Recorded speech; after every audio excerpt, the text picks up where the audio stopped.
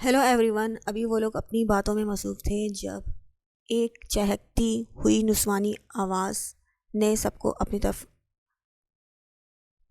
मबजूल किया था।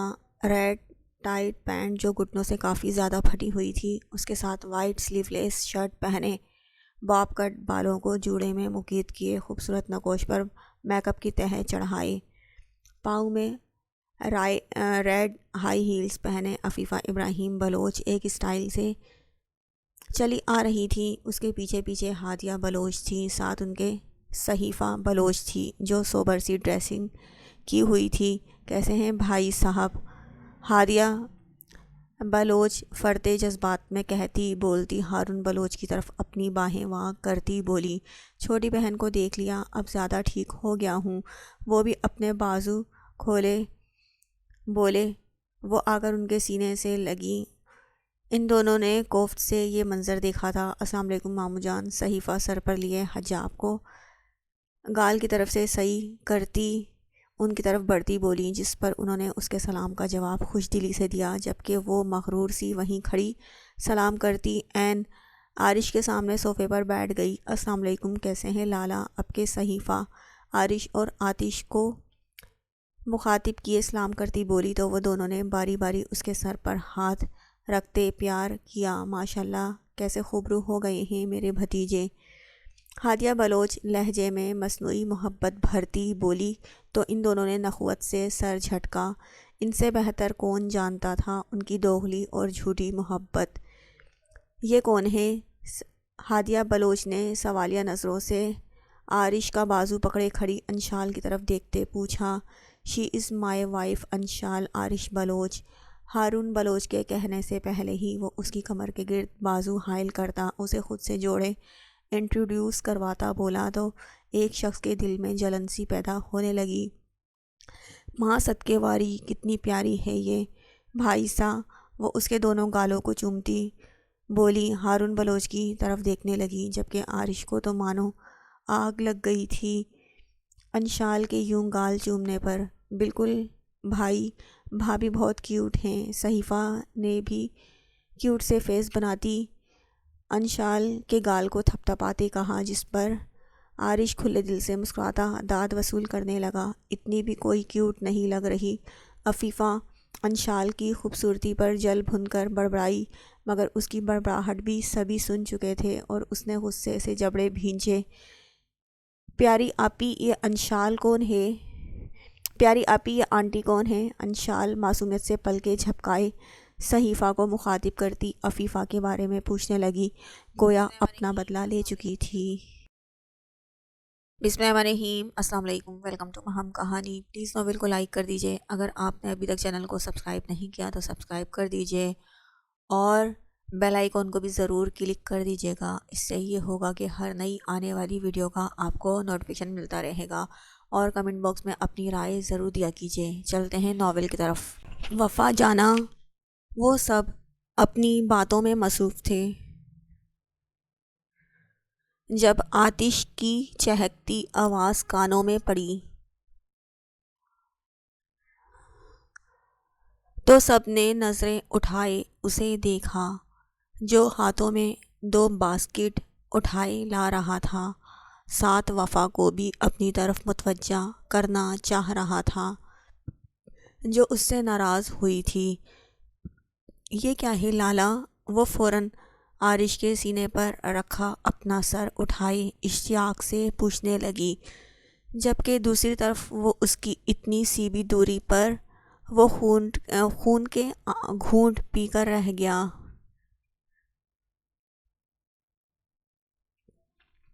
ये मेरी जाना के लिए है सरप्राइज़। वो हाथ में पकड़ी बिस्किट टेबल पर रखते बोला। हाथ में पकड़ी बास्केट टेबल पर रखते बोला, साथ उसे भी नज़रों के हसार में लिया हुआ था, जो अब तिरछी नज़रें बास्केट पर मार रही थी। वाओ, इट्स अमेजिंग लाला। जैसे ही अंशाल की नज़रें बास्केटों पर पड़ी, वैसे ही उसकी चहकती हुई आवाज़ कानों से टकराई, जिस पर वफ़ा ने भी अब नज़रों का ज़ाविया उन पर किया।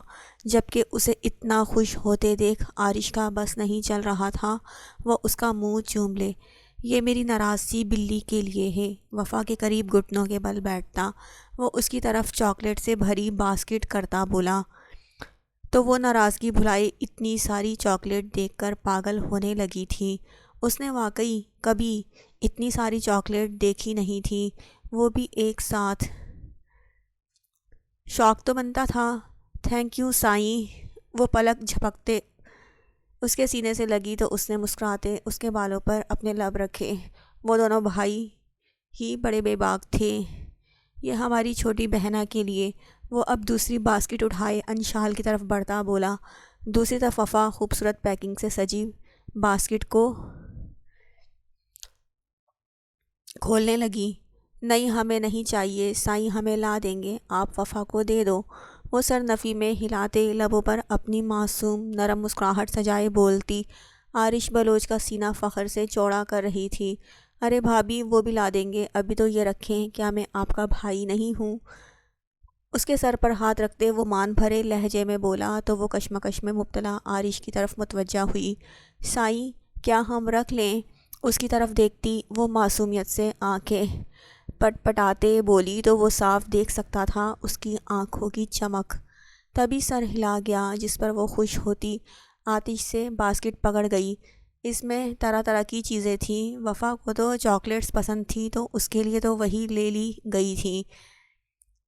آپ کا پتہ نہیں تھا، تبھی سب ہی لے لی مکس۔ وہ الگ الگ چیزیں لانے کا مقصد بتا رہا تھا۔ تھینک یو لالا۔ وہ خوش ہوتے اس کا شکریہ ادا کرنے لگی۔ اس کے صرف لب ہی نہیں، چہرے سے بھی خوشی واضح ہو رہی تھی۔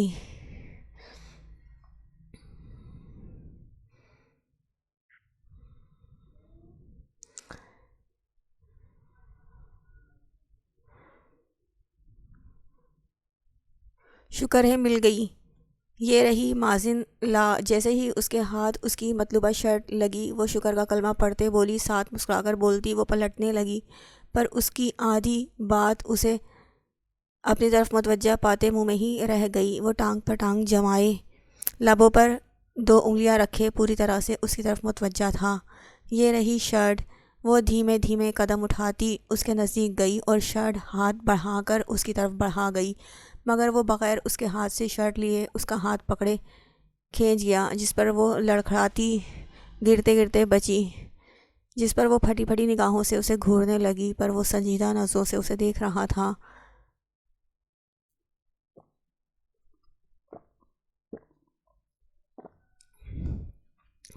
لا وہ ایک بار پھر غلط نام لے بیٹھی تھی۔ ابھی وہ مزید کوئی اور گوہر افشانی کرتی اس سے پہلے ہی وہ اس کے لبوں پر اپنی انگشت شہادت رکھتا چپ کروا گیا۔ خبردار جو اب لالا کہا ورنہ بہت برا پیش آؤں گا۔ اپنی کھردری انگلی کو اس کے نرم ملائم لبوں پر جمائے بولا تو وہ ہونک سا منہ لیے اسے دیکھنے لگی۔ سوری، یوں ہی اس کی انگلی کے نیچے چھپے لبوں کو ہلاتی بولی، اداس کیوں تھی؟ اس کے پھولے گال کو نرمی سے اپنے انگوٹھے سے سہلاتے وہ آج اس لڑکی کو جھٹکے پہ جھٹکے دے رہا تھا۔ یہ نکاح جیسے پاکیزہ رشتے کی ہی بدولت تھا جو وہ اس کی طرف راغب ہو رہا تھا۔ نہ نہیں تو مقابل کی سلگتی قربت میں وہ مرمری آواز میں بولتی اس کی بات کی تردید کرنے لگی، جس پر مقابل نے اپنی نیلی پراسرار آنکھوں سے اسے گھورا تو اس کی جان لبوں پر آئی۔ وہ ممر جان کی یاد آ رہی تھی، افسردہ سے لہجے میں کہتی وہ مقابل کو پشیمان کر رہی تھی۔ اب وہ اس کی قید سے نکلنے کی کوشش نہیں کر رہی تھی۔ میں شرمندہ ہوں، جانتا ہوں یہ سب میری لاپرواہی کا ہی نتیجہ ہے۔ انشاءاللہ وہ جلدی واپس ہمارے بیچ ہوگی۔ وہ اپنے انگوٹھے سے ہلکے ہلکے اس کا گال سہلاتے شرمندگی سے بول رہا تھا۔ وہ پتہ نہیں کیسی ہوگی، اس کے ساتھ کچھ برا تو نہیں ہوا ہوگا نا؟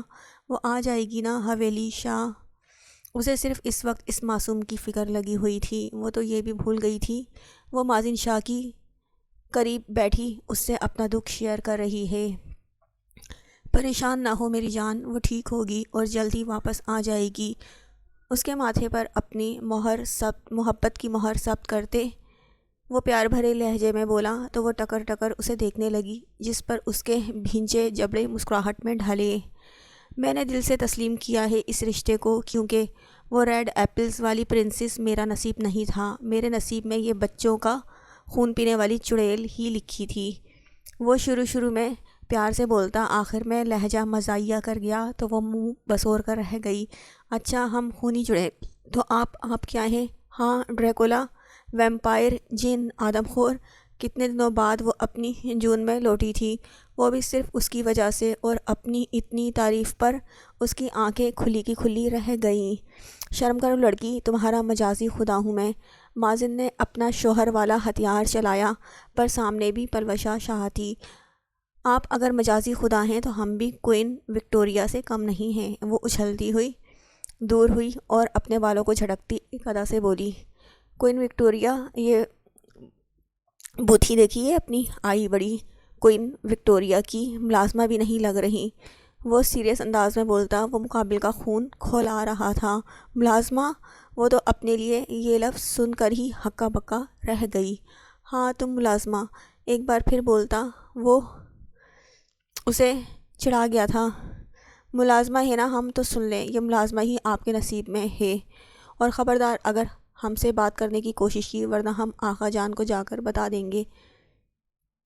اس کی ٹرین شروع سے ہوتی ہوئی چلی گئی۔ اسے تو گویا ملازمہ کا نام سن کر پتنگا ہی لگ گیا تھا، اور آخر میں وہ اسے آقا جان کے نام سے وان کرنا نہیں بھولی تھی۔ ارے میری جان، بات تو سنو۔ وہ اس کے ریئیکٹ کرنے پر ہنستا ہوا بولا، ساتھ اس کا ہاتھ پکڑنا چاہا۔ کوئی نہیں ہے، ہم آپ کی جان وان سمجھے۔ وہ اپنا ہاتھ اس کی پہنچ سے دور کرتی انگلی اٹھائے بولی تو وہ پیچھے کی طرف ہوتا ہونٹوں پر انگلیاں جمائے اپنی ہنسی روکنے لگا، کہیں وہ زیادہ نہ چڑھ جائیں۔ نہیں ہنسیں اور زیادہ ہنسیں۔ اس کی ہنسی پر مزید اسے آگ لگی، اور غصے سے ناک پھلاتی وہ تنفن کرتی کمرے سے نکلتی چلی گئی، جبکہ اب وہ پیچھے کی طرف سر گرائے ابھی تک ہنس رہا تھا۔ عارش، ابھی تک وہ لوگ کیوں نہیں آئے؟ فلائٹ تو کب کی لینڈ کر چکی ہے۔ وہ اور آتش لاؤنج میں بیٹھے ایل ای ڈی پر کوئی ہالی ووڈ کی ایکشن مووی دیکھنے میں گم تھے، جب لاؤنج میں داخل ہوتے ہارون صاحب وال پر لگی گھڑی پر نظر مارتے فکر مندی سے بولے تھے، لالا جلدی سے نیوز لگائیں۔ وہ سامنے میز پر رکھی پلیٹ میں سے چکن ٹکا کا پیس اٹھا کر منہ میں ڈالتا بولا، تو وہ جو مووی پر نظریں جمائے ہوئے تھا، نظروں کا رخ اس کی طرف کرتا بولا، کیوں؟ آنکھوں میں اپنی مووی خراب کر دینے پر سر تاثرات لائے بولا، دیکھے نا کہیں پھپھو والا جہاز ہی کریش نہ ہو گیا ہو، اور وہ لوگ یہاں آنے کے بجائے بریکنگ نیوز میں آ رہے ہوں۔ اس نے بات ایسے شروع کی کہ عارش کے ساتھ ساتھ ہارون صاحب بھی فل توجہ اس کی طرف کیے اس کی بات سننے لگے، جب آخر میں اس کی بات پر دونوں سر تعصب میں ہلاتے رہ گئے۔ آتش بلوچ صدا کا ڈھیٹ تھا، بکواس نہیں کرو آتش۔ ہارون صاحب غصے میں دھاڑے تو وہ لبوں پر اچھے بچوں کی طرح انگلی رکھے چپ ہوتا واپس اپنی مووی کی طرف متوجہ ہوا۔ عارش، تم فون کر کے پوچھو، ہارون صاحب نے مووی دیکھتے عارش کو کہا۔ بابا سائیں، میرا موبائل انشال کے پاس ہے۔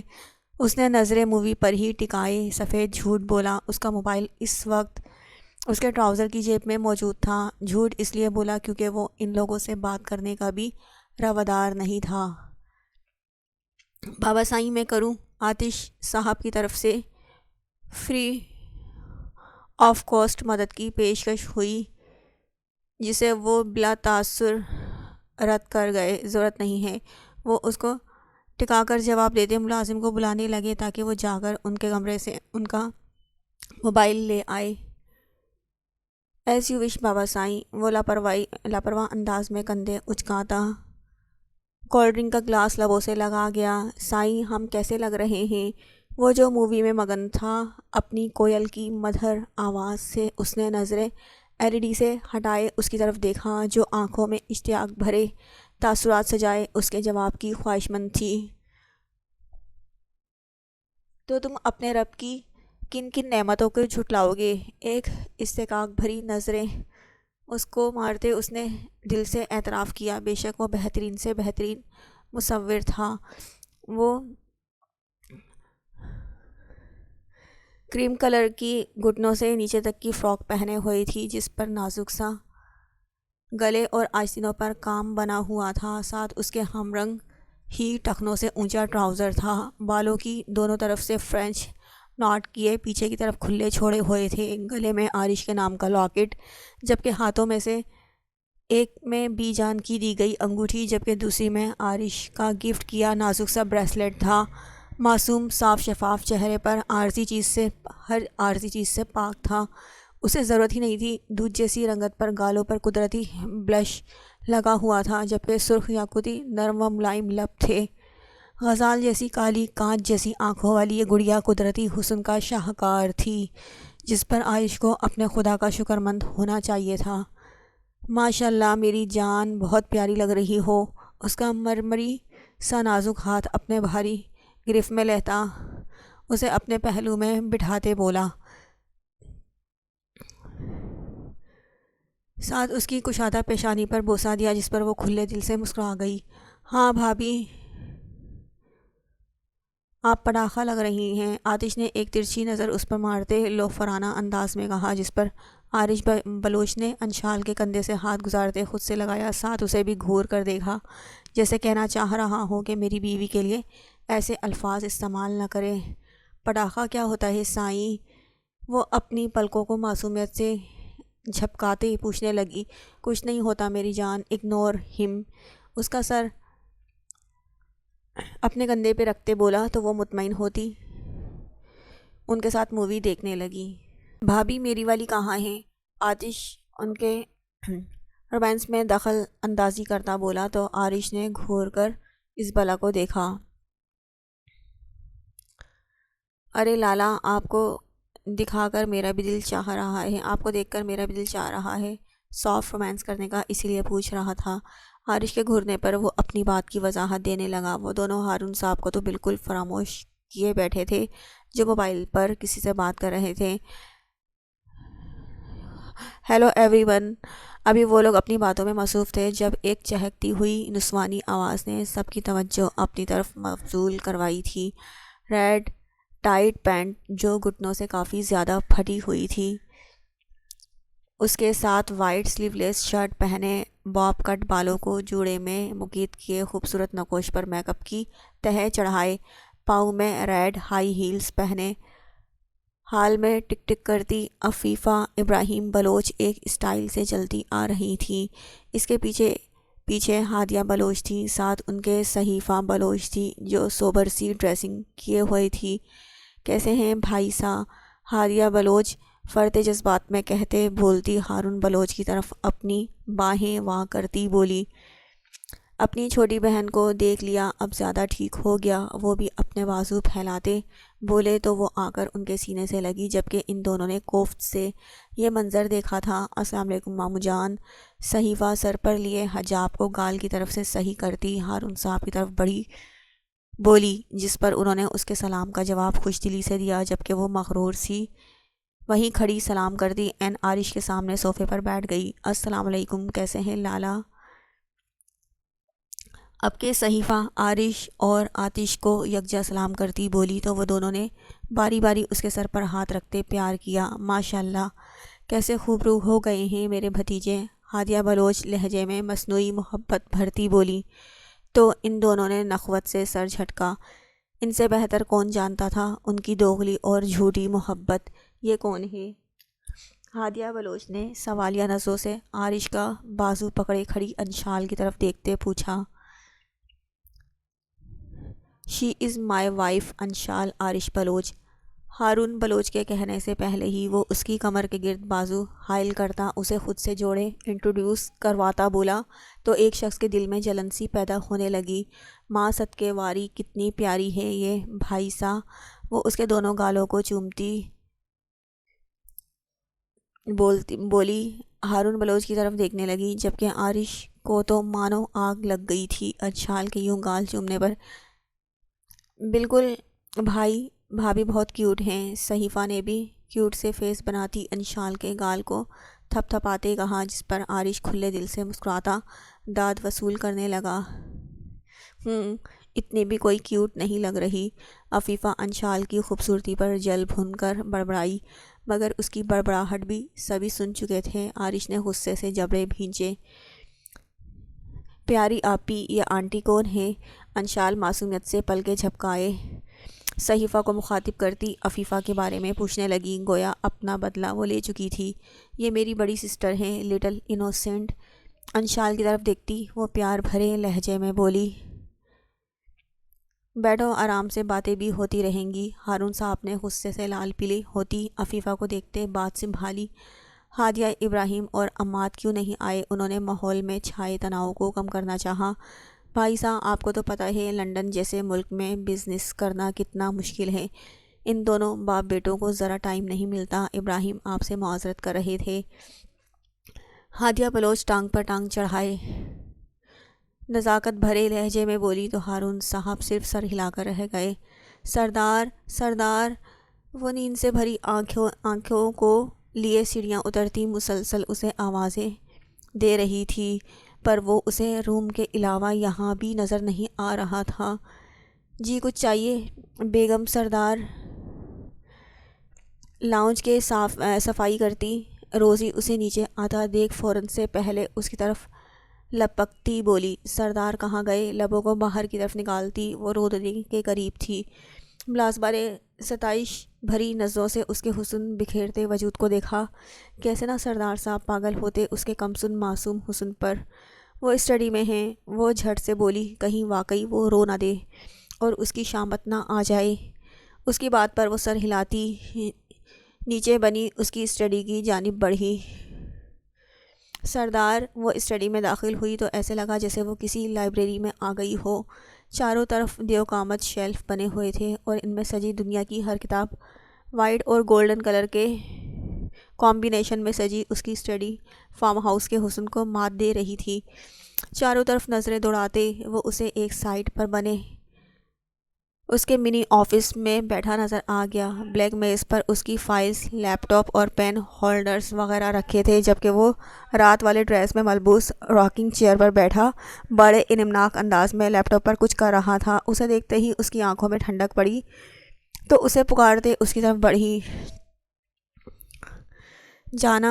وہ جو اپنے کام میں گم تھا مرجان کی آواز پر چونک کر سر اٹھا کر اسے دیکھتے پکارا، جو ابھی تک شب خوابی کے لباس میں تھی۔ پنک باربی ٹراؤزر پر وائٹ باربی سلیو لیس شرٹ پہنے ہوئی تھی، جبکہ گولڈن گھنگھرالے بال پشت پر بکھرے پڑے تھے۔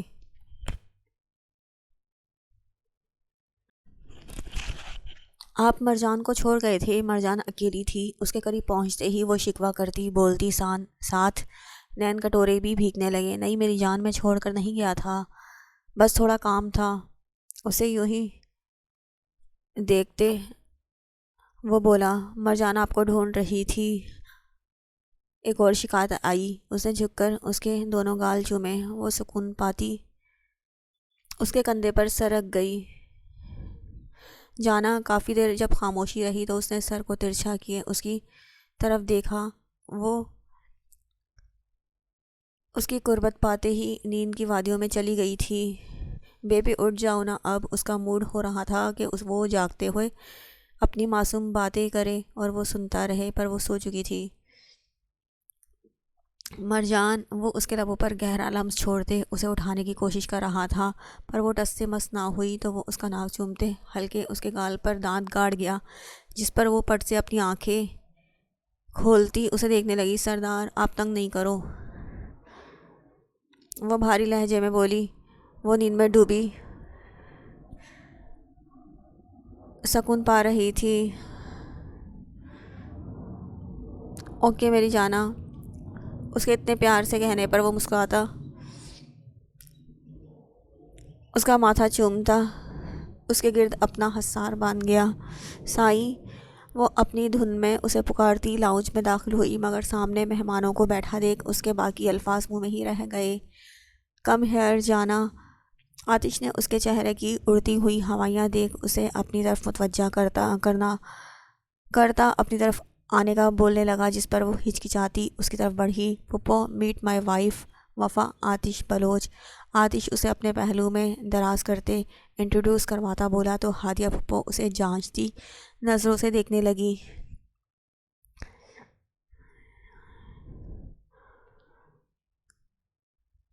السلام